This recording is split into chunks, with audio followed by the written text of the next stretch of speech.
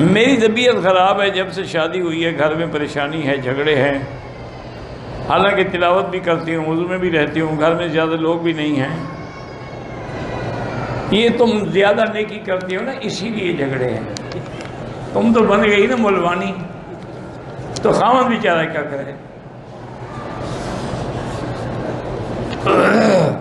وہ ایک آدمی گیا نا جی تو رشتے کے لیے، تو اس نے کہا جی ہماری بچی جو ہے نا جی وہ بڑی عالمہ، بڑی فاضلہ۔ اس نے کہا حضرت میں نے مدرسے میں مسجد میں امام نہیں بنانا، مجھے بیوی چاہیے۔